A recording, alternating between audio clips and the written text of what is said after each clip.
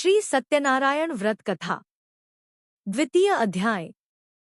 महर्षि सूत ऋषि शौनक को बताते हैं कि ऐसा ही सवाल एक बार महर्षि नारद ने भगवान विष्णु से किया था।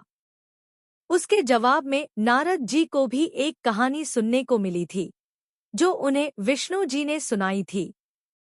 इस कहानी में विष्णु भगवान सांसारिक कष्टों से मुक्ति के लिए अपने ही एक रूप सत्यनारायण भगवान का व्रत और पूजा करने को कहते हैं। चौकी पर कलश रखकर भगवान विष्णु की मूर्तियां, सत्यनारायण की फोटो रखकर पूजन करना चाहिए।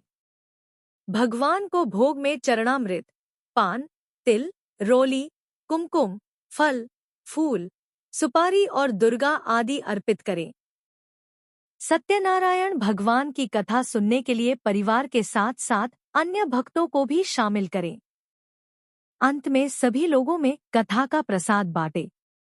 इससे पहले कि हम वीडियो में आगे बढ़े, यदि अभी तक आपने हमारे चैनल धर्म संज्ञान को सब्सक्राइब नहीं किया है तो कृपया सब्सक्राइब कर लें ताकि आने वाली वीडियो का नोटिफिकेशन सबसे पहले आपको मिलता रहे।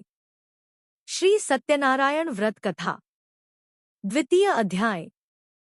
सूत जी बोले, हे ऋषियों, जिसने पहले समय में इस व्रत को किया है उसका इतिहास कहता हूँ, ध्यान से सुनो। सुंदर काशीपुरी नगरी में एक अत्यंत निर्धन ब्राह्मण रहता था। वह भूख और प्यास से बेचैन हुआ नित्य पृथ्वी पर घूमता था। ब्राह्मणों से प्रेम करने वाले भगवान ने ब्राह्मण को दुखी देखकर बूढ़े ब्राह्मण का रूप धर उसके पास जा आदर के साथ पूछा, हे विप्र, तुम नित्य दुखी हुए पृथ्वी पर क्यों घूमते हो?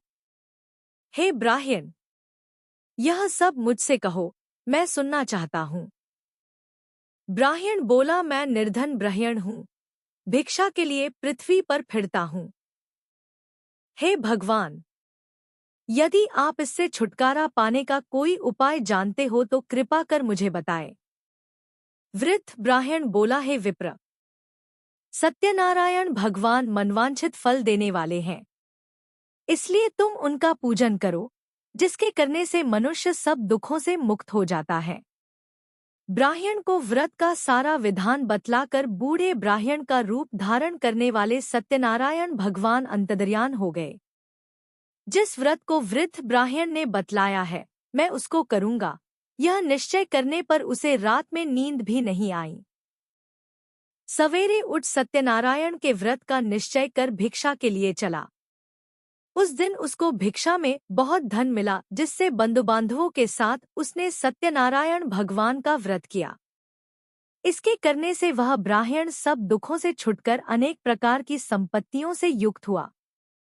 उस समय से वह ब्राह्मण हर मास व्रत करने लगा। इस तरह सत्यनारायण भगवान के व्रत को जो करेगा वह मनुष्य सब दुखों से छूट जाएगा। इस तरह नारद जी से सत्यनारायण भगवान का कहा हुआ यह व्रत मैंने तुमसे कहा। हे विप्रों, मैं अब क्या कहूँ? ऋषि बोले, हे मुनीश्वर, संसार में इस ब्राह्मण से सुनकर किस किस ने इस व्रत को किया, हम वह सब सुनना चाहते हैं। इसके लिए हमारे मन में जिज्ञासा है। सूत जी बोले, हे मुनियों, जिसने इस व्रत को किया है वह सब सुनो। एक समय वह ब्राह्मण धन और ऐश्वर्य के अनुसार बंधु बांधवों के साथ व्रत करने को तैयार हुआ। उसी समय एक लकड़ी बेचने वाला बूढ़ा आदमी आया और बाहर लकड़ियों को रखकर ब्राह्मण के मकान में गया। प्यास से दुखी लकड़हारा उनको व्रत करते देखकर ब्राह्मण को नमस्कार कर कहने लगा, आप यह क्या कर रहे हैं? इसके करने से क्या फल मिलता है? कृपा करके मुझको बताइए। ब्राह्मण ने कहा, सब मनोकामनाओं को पूरा करने वाला यह सत्यनारायण भगवान का व्रत है। इसकी ही कृपा से मेरे यहाँ धन धान्य आदि की वृद्धि हुई है। ब्राह्मण से इस व्रत के बारे में जानकर लकड़हारा बहुत प्रसन्न हुआ। चरणामृत ले प्रसाद खाने के बाद अपने घर को गया। अगले दिन लकड़हारे ने अपने मन में इस प्रकार का संकल्प किया कि आज ग्राम में लकड़ी बेचने से जो धन मिलेगा उसी से सत्यनारायण देव का उत्तम व्रत करूंगा।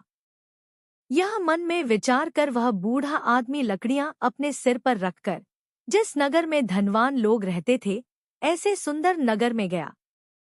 उस दिन वहां पर उसे उन लकड़ियों का दाम पहले दिनों से चौगुना मिला।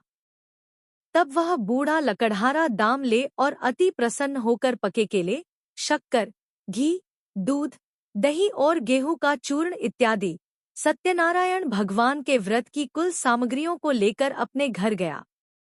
फिर उसने अपने भाइयों को बुलाकर विधि के साथ भगवान का पूजन और व्रत किया।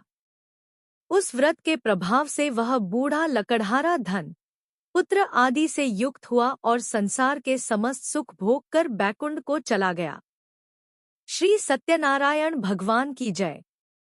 श्री सत्यनारायण व्रत कथा का 2वां अध्याय संपूर्ण। यदि आपको यह वीडियो पसंद आई हो तो कृपया कमेंट करें, लाइक करें और साथ ही वीडियो को आगे शेयर भी करें।